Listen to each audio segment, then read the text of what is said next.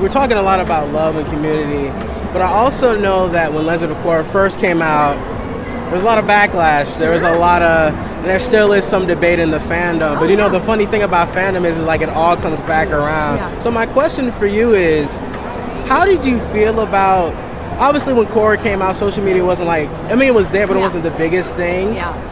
How did you deal with that? Because Korra is such a great character, you did a great job. How do you reconcile that as an actor when you're so proud of the work that you do, but there's tons of people who are just I don't know. How do you deal with that? Because that does happen a lot in the industry. Yeah, for sure. Oh yeah.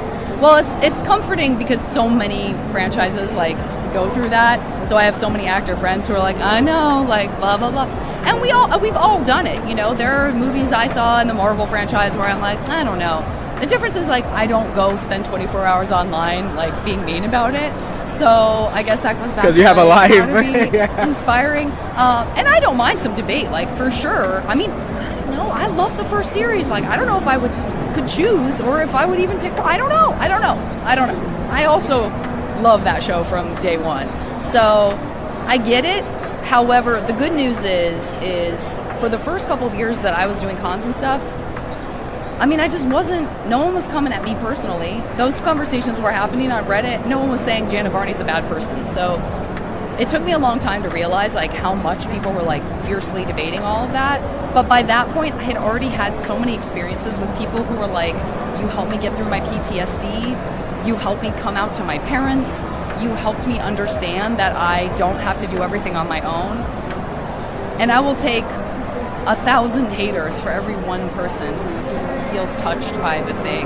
You know what I mean? 100%. So, and there's something about Korra and that show that people really show up for it, and I think they show up for it more because there are people online who are I don't like girls.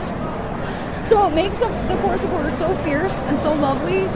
So I'll be the underdog all day. You know what I mean? It's worth it. Last question, because I want to talk about where does Korra come from you personally? Even down to the voice and down to the personality. Yeah. Where does Korra sit with you? Sure. Well, they really just wanted my voice. A lot of us who did the show were what kind of crazy voice should I audition with? And they're we like your voice. So she's, in that way, it feels very personal because it's easy to put on that voice mask when you sound like someone else.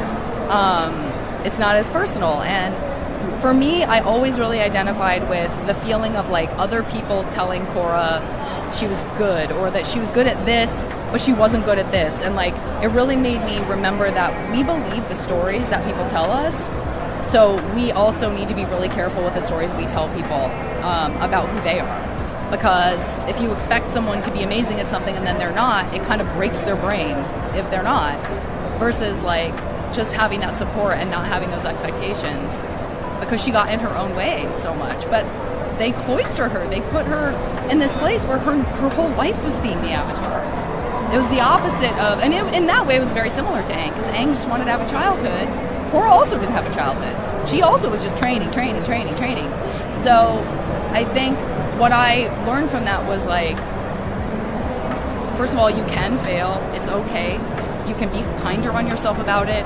And one of the things that I really relate to about Korra is even when she makes a bad choice, she's very quick to apologize. And I have always been that person. I'm not very stubborn about that. I may be stubborn about some stuff, but if I screw up, I'm yo, that was me. All I want to do is move on from that and get forgiveness, So that's also very relatable.